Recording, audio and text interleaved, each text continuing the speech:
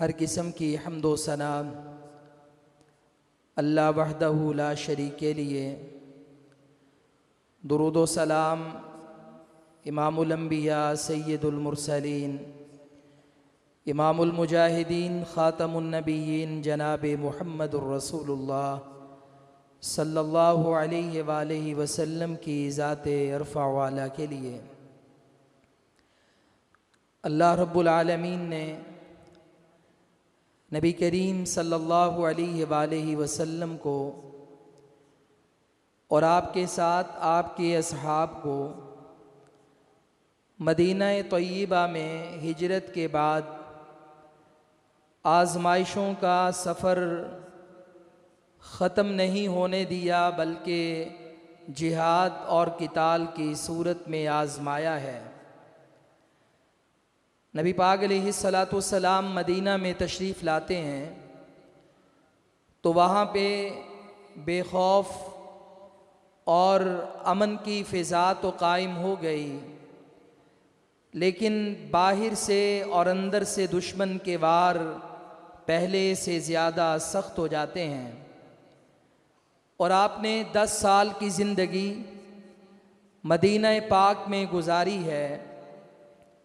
53 سال سے 63 برس کی عمر یہاں پہ مکمل فرمائی ہے، لیکن آپ نے ان 10 سالوں میں 87 غزوات ان کا انعقاد کیا ہے، اور کئی ایک میں آپ بنفس نفیس شریک ہوئے ہیں، وہاں پہ گئے ہیں۔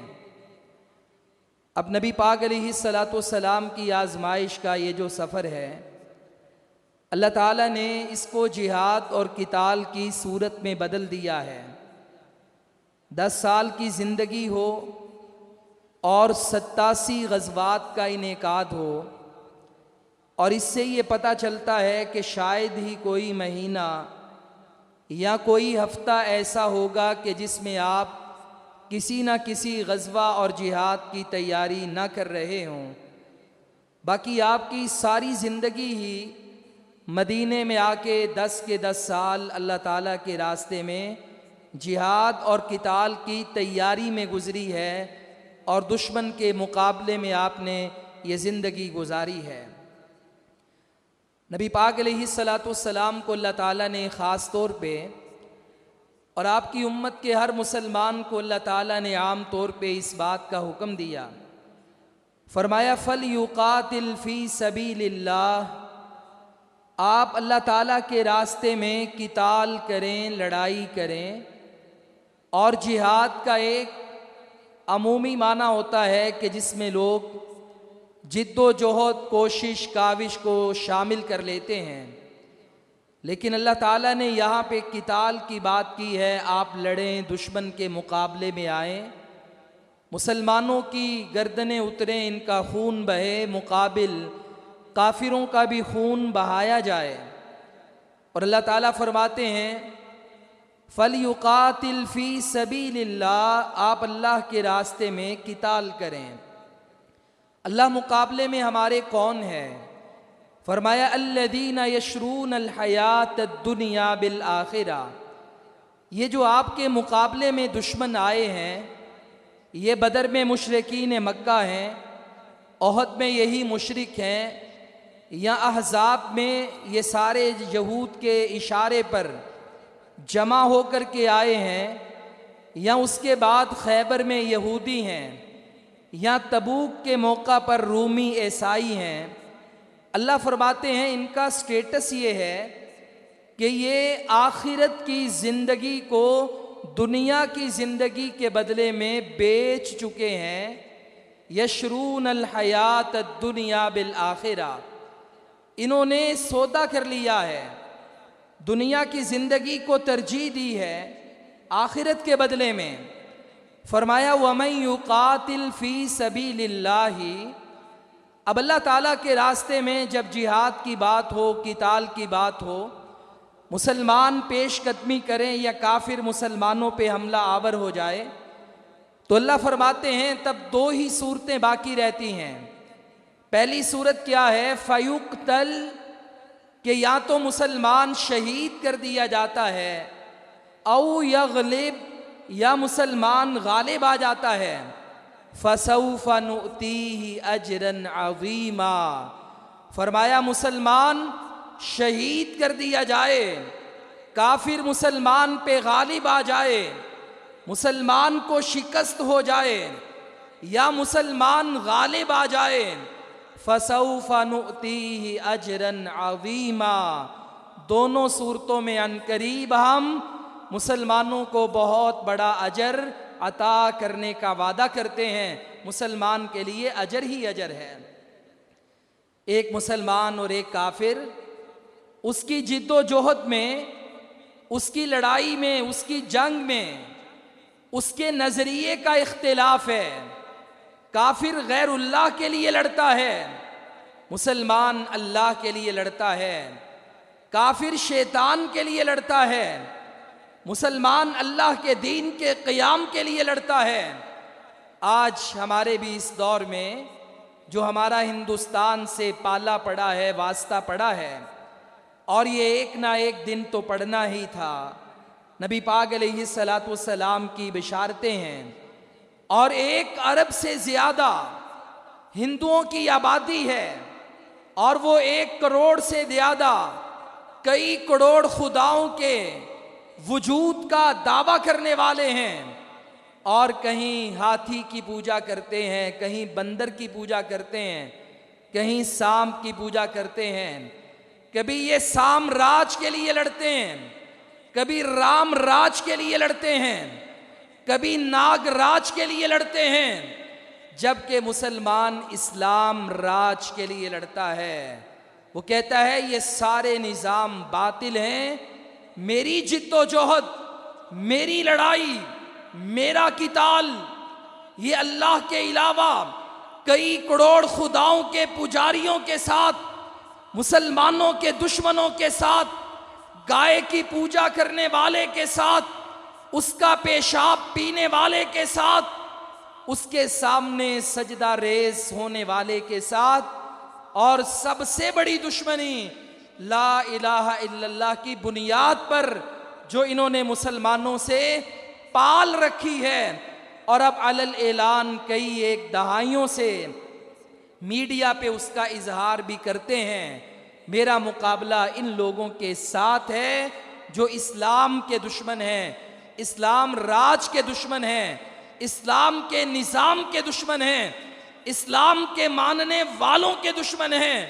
اللہ رب العالمین ہمیں کہتے ہیں وَمَن يُقَاتِلْ فِي سَبِيلِ اللَّهِ فَيُقْتَلْ أَوْ يَغْلِبْ، اے مسلمان تو اللہ کے راستے میں لڑ، قتال کر، لڑائی کر، یا تو شہید کر دیا جائے گا یا تو غالب آ جائے گا۔ فَسَوْفَ نُؤْتِيهِ أَجْرًا عَظِيمًا، ہم تیرے لیے اجر عظیم کا وعدہ کرتے ہیں۔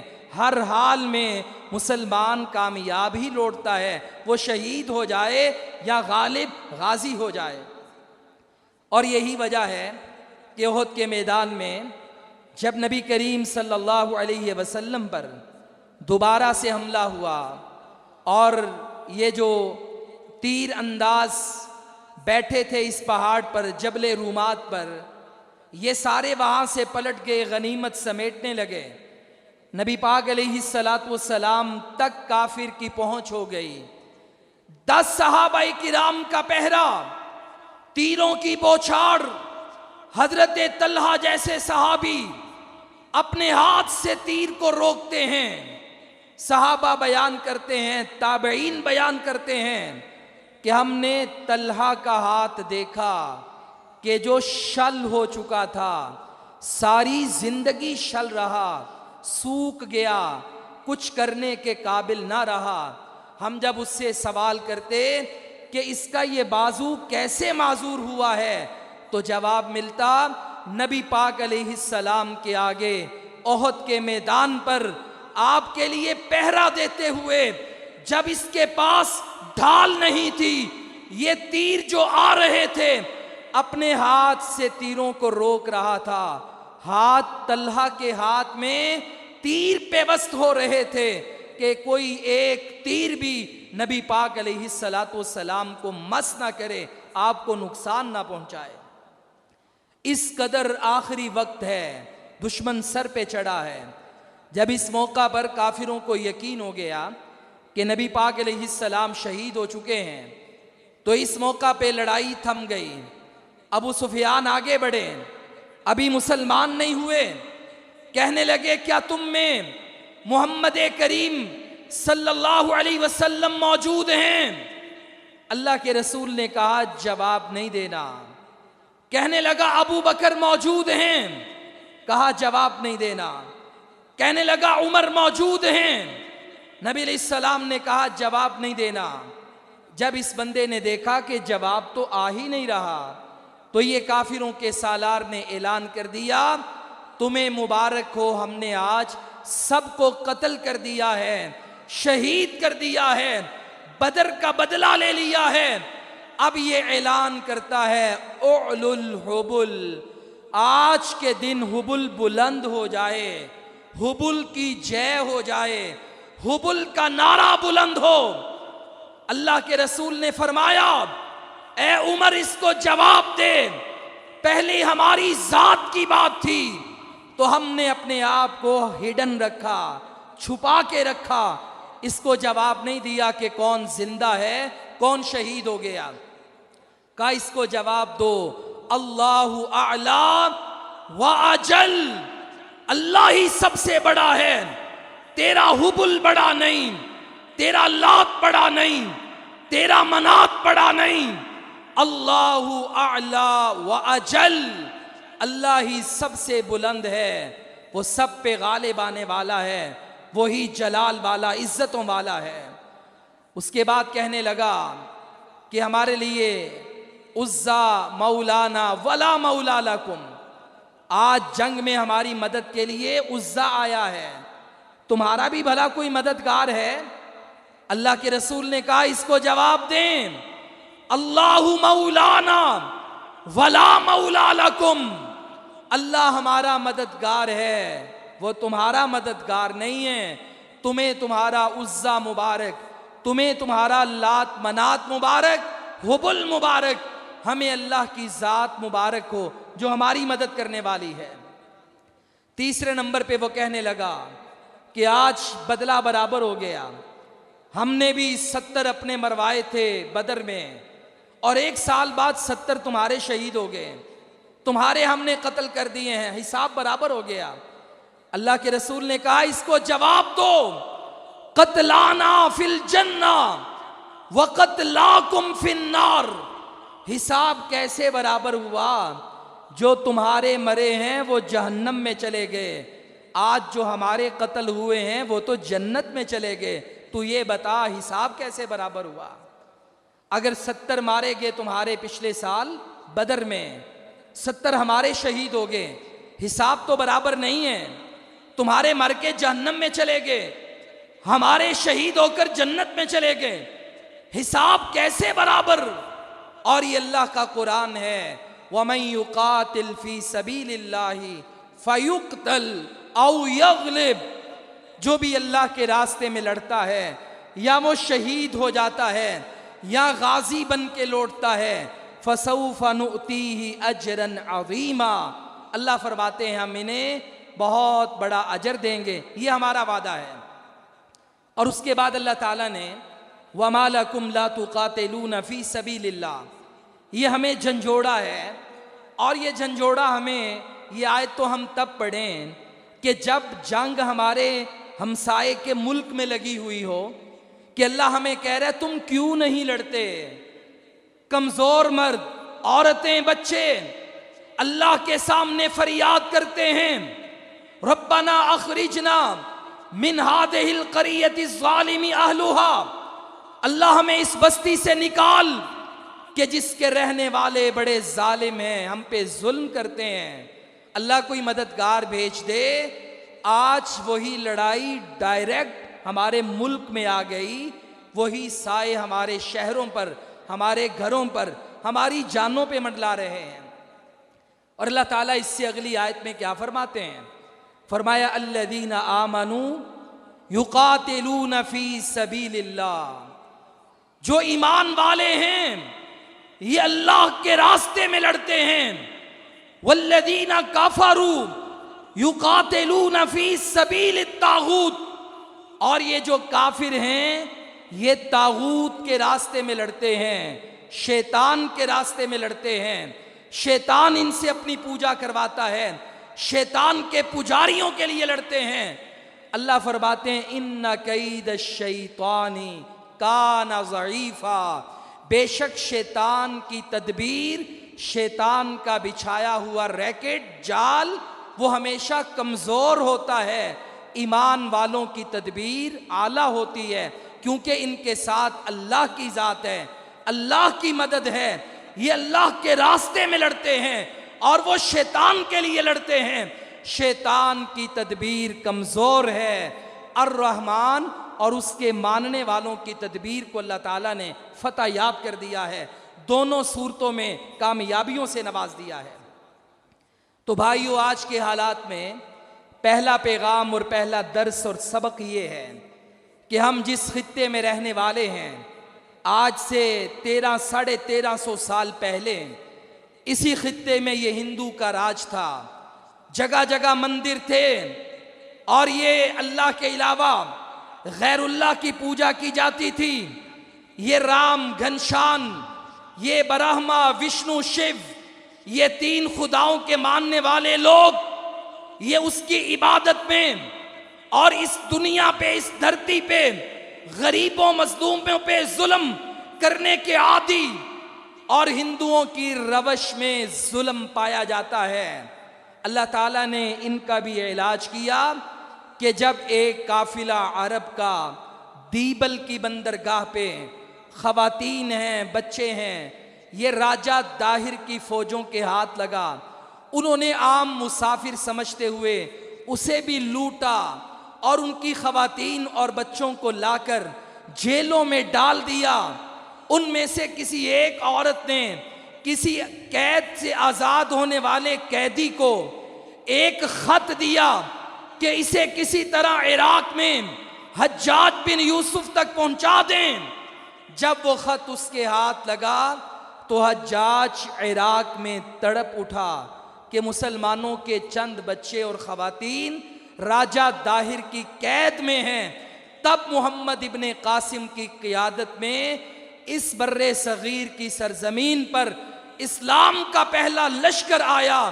سومنات کا بت گرایا گیا، مندر ڈھایا گیا، راجہ داہر کا ظلم مٹایا گیا.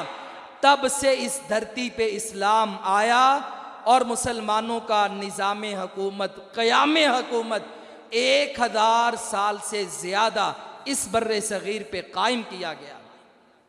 اب یہی راجاؤں کی اولاد ہے، ٹھاکروں کی اولاد ہے، یہ ہندو نسل در نسل وہی اولادیں ہیں. کبھی مسلمان کا پلہ بھاری ہوتا ہے، کبھی ان کا ہوتا ہے، اور انگریز زمانے سے ان کا پلہ بھاری تھا. لیکن اللہ تعالیٰ نے درمیان میں یہ پاکستان جیسا ملک دے دیا، لا الہ الا اللہ کا نظریہ دے دیا، اور ہندوستان میں ہندو کی عیاری 1000 سال سے بھی زیادہ پرانی.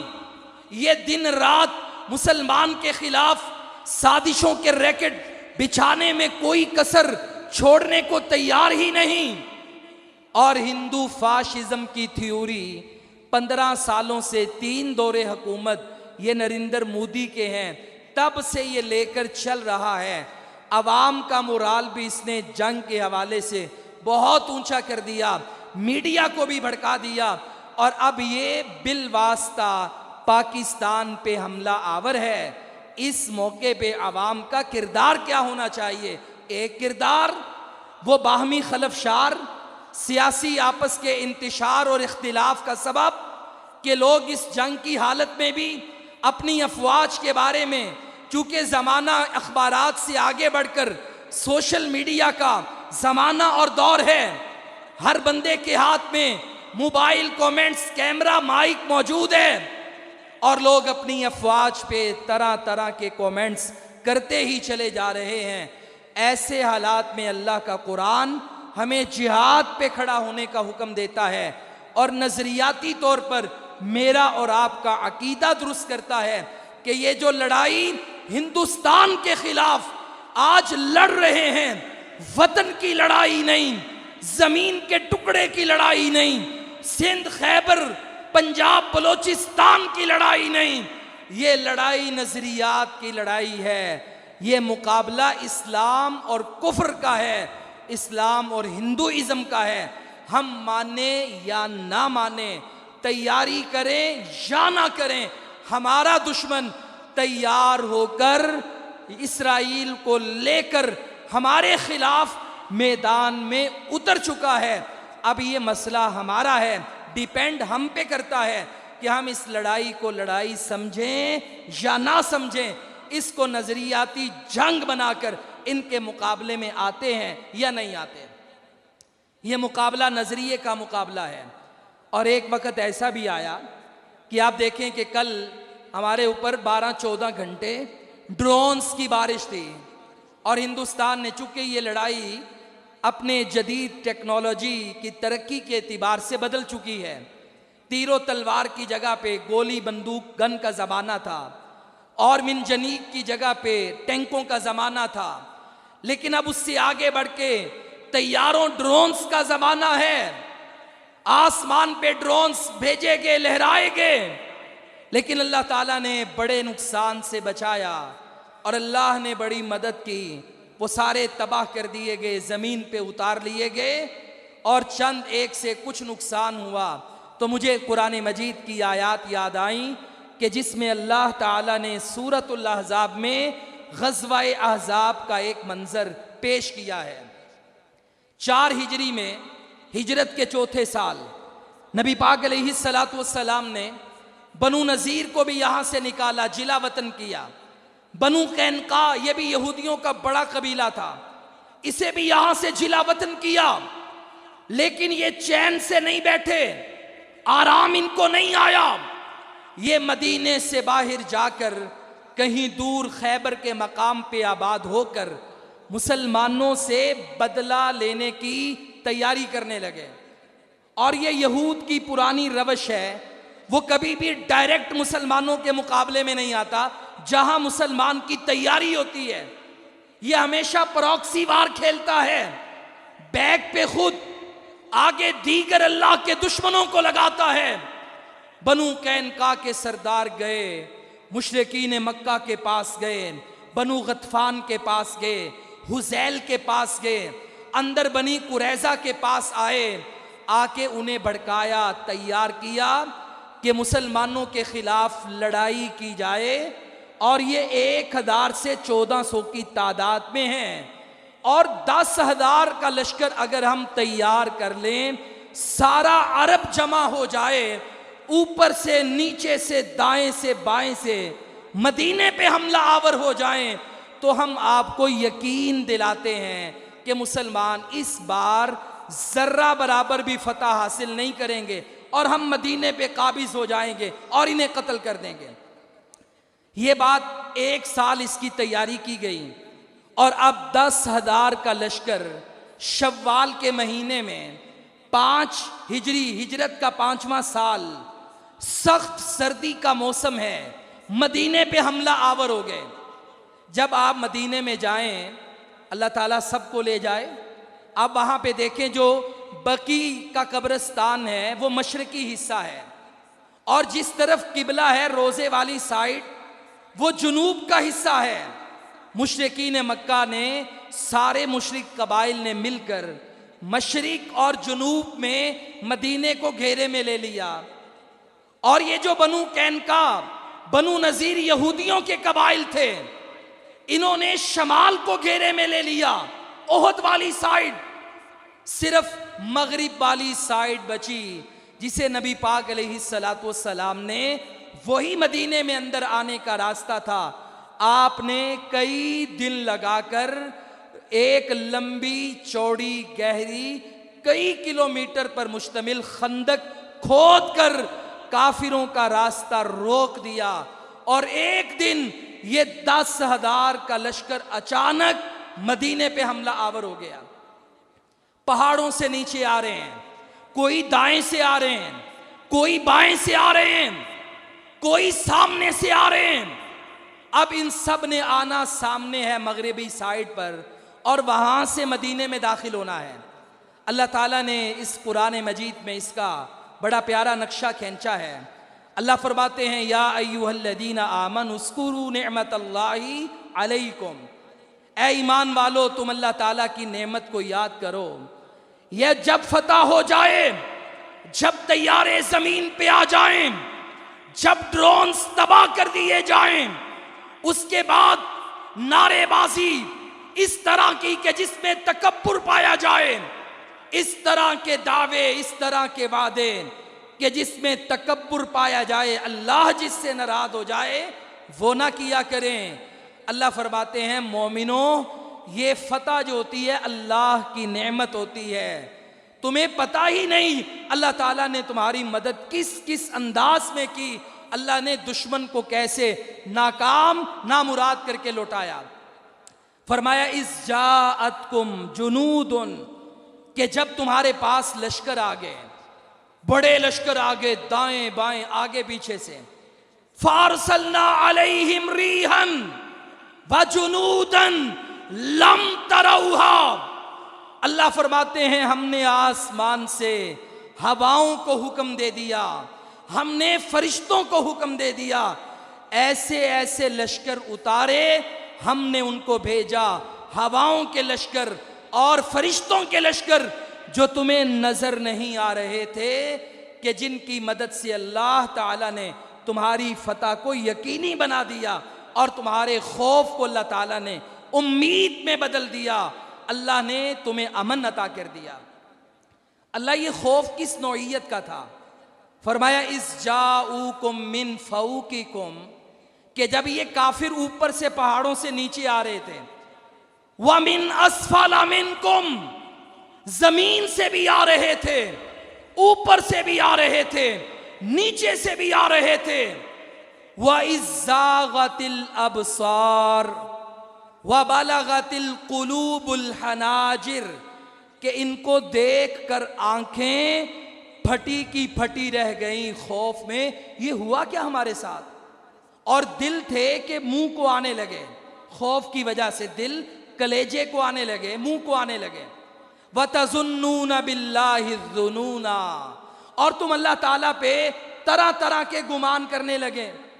حالانکہ اللہ فرماتے ہیں جب جنگ شروع ہوتی ہے نا تو اوپر اور نیچے کے منظر ایسے بدل جاتے ہیں کہ ایمان والے بھی ہُنَالِکَ ابْتُلِیَ الْمُؤْمِنُونَ وَزُلْزِلُوا زِلْزَالًا شَدِیدًا، فرمایا کہ ہم نے ایمان والوں کو بھی آزمایا اور اچھی طرح انہیں ہلا دیا، خوف میں مبتلا ہو گئے کہ نہ جانے ہمارے ساتھ بننے کیا والا ہے۔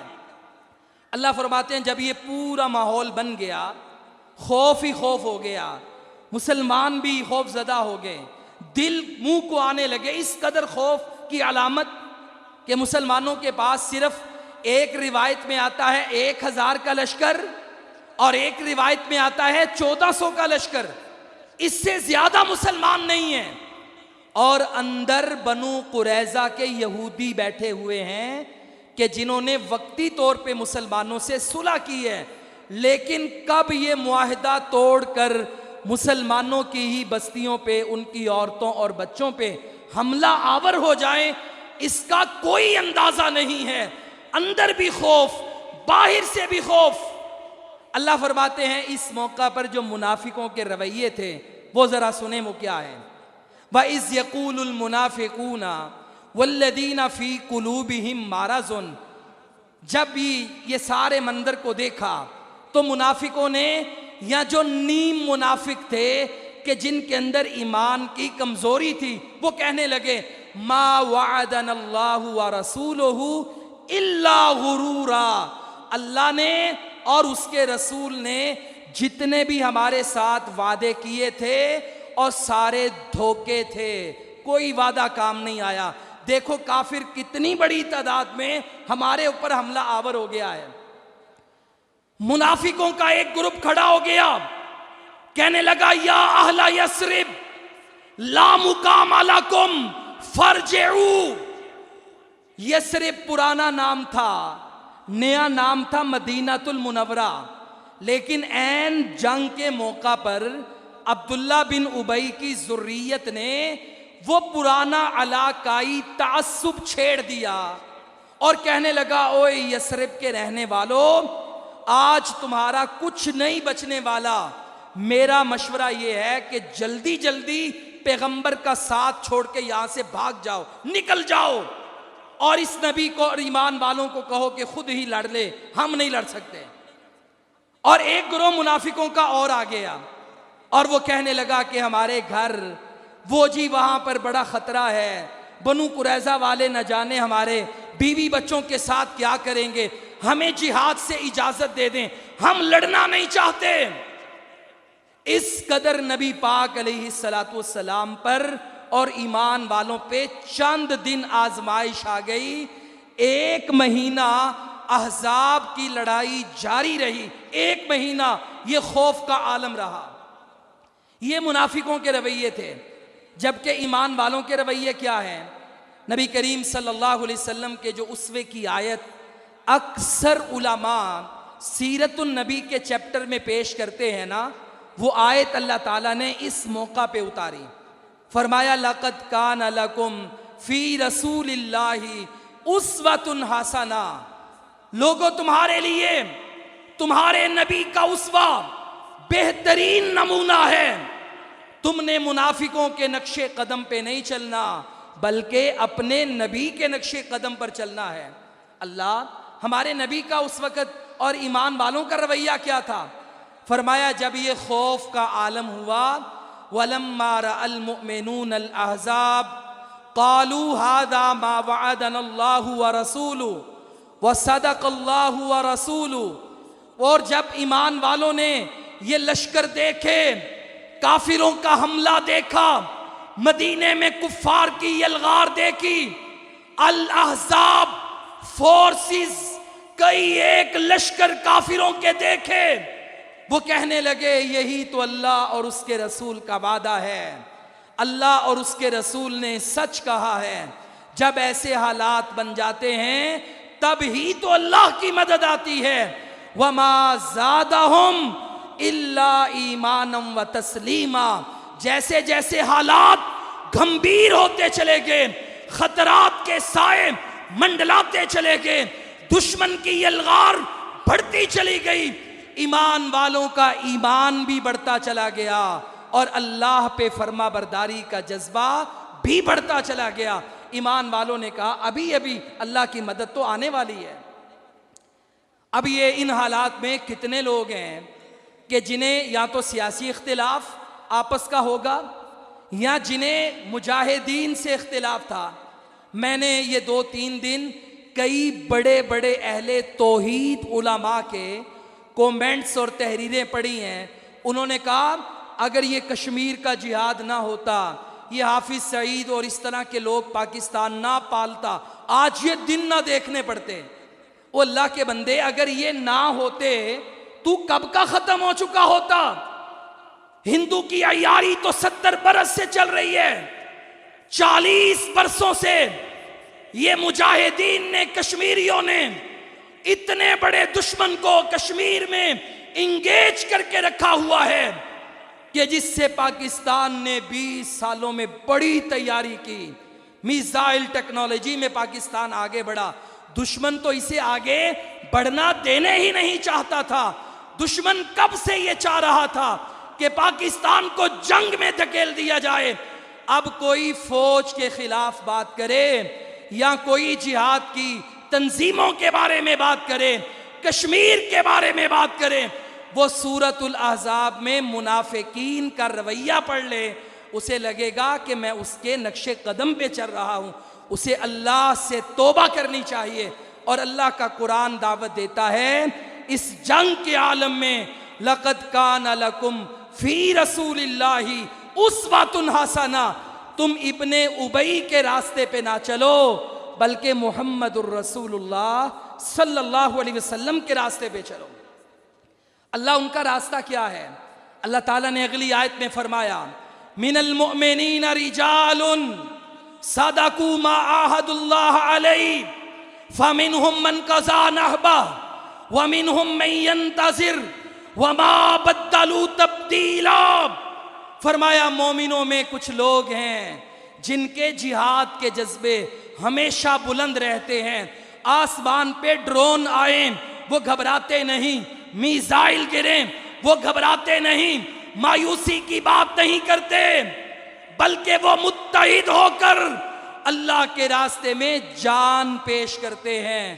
کہتے ہیں اب ہی تو شہادت کا وقت آیا ہے، ہمیں اللہ تعالیٰ شہادت کا جام پلا دے دشمن سے لڑ کر، اس سے اور بڑی بات کیا ہے۔ وَمِنْهُمْ مَنْ يَنْتَظِرُ، کہا جو شہید ہو گئے وہ تو جنت میں چلے گئے، باقی جتنے بھی زندہ ہیں نا وہ بھی شہادت کا انتظار کر رہے ہیں۔ وَمَا بَدَّلُوا تَبْدِيلًا، ان کے ارادے بدلے نہیں، حالات بدل سکتے ہیں، دشمن کی پابندیاں جہاد پہ لگ سکتی ہیں، مظلوم مسلمانوں کی مدد پر دشمن قدغن لگا سکتا ہے۔ وَمَا بَدَّلُوا تَبْدِيلًا، مومن کا ارادہ بدلتا نہیں، مومن کل بھی جذبہ شہادت سے سرشار تھا، آج بھی ہے، جب تک مومن مسلمان زندہ ہیں وہ جذبہ شہادت سے سرشار ہیں اور شہادت کو تلاش کرنے والے ہیں۔ اللہ تعالیٰ فرماتے ہیں پھر ہوا کیا، یہ اتنی سخت لڑائی تھی کہ حضرت رسول اللہ صلی اللہ علیہ وسلم نے ایک دن کہا کون ہے جو مجھے بنو قریظہ کی خبر لا کر دے، اور یہ وہ لوگ ہیں جو اللہ کے نبی کے ایک ایک اشارے پہ کٹ جایا کرتے تھے، مگر آج کوئی بھی نہیں اٹھ رہا۔ 2 مرتبہ اللہ کے نبی نے پوچھا کون ہے کون ہے؟ حضرت عبداللہ بن زبیر کھڑے ہو گئے، اللہ کے نبی میں۔ فرمایا ہاں جاؤ، جا کے دشمن کی خبر لاؤ۔ پھر ایک دن آپ نے کہا کون ہے جو مجھے مشرکین کے لشکر میں جا کے خبر لا کر دے؟ کوئی کھڑا نہیں ہوا۔ حضرت حذیفہ کہتے ہیں انتہائی سردی کا موسم تھا، جسم کٹ رہا تھا، اتنی سردی تھی، اور اوپر اوڑھنے کے لیے کوئی چیز نہیں تھی۔ اللہ کے نبی نے 2 مرتبہ کہا، کوئی صحابی بھی اللہ کے نبی کی بات پر کھڑا نہیں ہوا، حالات اتنے سخت تھے، موسم کی شدت، کافروں کا خوف۔ اتنے میں اللہ کے نبی نے میرا نام لیا، حذیفہ کھڑا ہو جا۔ میں کھڑا ہو گیا، کہا جاؤ دشمن کی جا کے خبر لاؤ، اور ہاں اگر دشمن تیرے قریب بھی آ جائے تو نے قتل نہیں کرنا، لڑائی بھڑکا کے نہیں آنا، صرف دشمن کی خبر لے کر آنی ہے۔ حذیفہ کہتے ہیں میں جیسے ہی اللہ کے نبی کے مجلس سے اٹھا، میں سردی سے کانپ رہا تھا، اللہ کی مدد آئی، مجھے کسی گرم چیز نے لپیٹ لیا، اللہ تعالیٰ نے میری مدد کی۔ میں گیا، جا کے خبر لایا، نبی علیہ الصلوۃ والسلام کو واپس آ کر ساری باتیں بتا دیں۔ کہا جب جیسے ہی میں آ کر لیٹا مجھ سے وہ گرم کمبل اتر گیا، وہ اللہ کی مدد تھی۔ میں نے نبی علیہ السلام کی بات پر لبیک کہا، اللہ نے میری مدد کی۔ کہا جب نبی علیہ السلام نے مجھے سردی سے کانپتے ہوئے دیکھا تو اللہ کے نبی کے پاس ایک بڑا کوٹ تھا جو پہن کر اللہ کے نبی نماز پڑھاتے تھے، آپ نے وہ کوٹ میرے اوپر اوڑھ دیا اور پھر میں نے آرام سے نیند پوری کی۔ یعنی اس قدر حالات سخت ہونے کے باوجود صحابہ کرام اپنے نبی کے ساتھ کھڑے رہے۔ اللہ رزلٹ کیا ہے؟ فرمایا وَرَدَّ اللَّهُ الَّذِينَ كَفَرُوا بِغَيْظِهِمْ لَمْ يَنَالُوا خَيْرًا، دشمن آیا تھا بڑے غصے میں اسلام کو مٹانے کے لیے، مگر اللہ نے دشمن کی ساری سازشیں خاک میں ملا دی، اسے ذرہ برابر بھی کامیابی نہ دی۔ وَكَفَى اللَّهُ الْمُؤْمِنِينَ الْقِتَالَ، اللہ تعالیٰ مومنوں کو خود ہی کافی ہو گیا، ایمان والوں کو لڑنا ہی نہیں پڑا۔ اللہ نے ہواؤں کا عذاب بھیج کر سارے کافروں کو رسوا کر کے وہاں سے بھگا دیا۔ اللہ اگر ہواؤں کا عذاب بھیج کر، فرشتے بھیج کر تو نے کافر بھگانے تھے تو جب گھر سے نکل رہے تھے تب ہی بھگا دیتا۔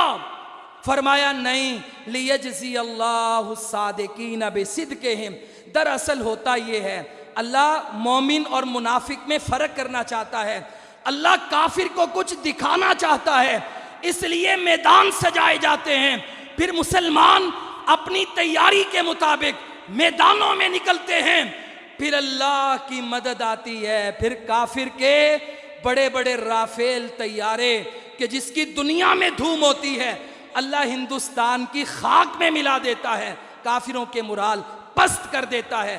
دراصل اللہ دنیا کو یہ پیغام دینا چاہتا ہے، اللہ کی تدبیر غالب آ کے رہے گی۔ ان کید الشیطان کان ضعیفا، شیطان کی تدبیر ناکام ہو کے رہے گی۔ وآخر دعوانا ان الحمد للہ رب العالمین۔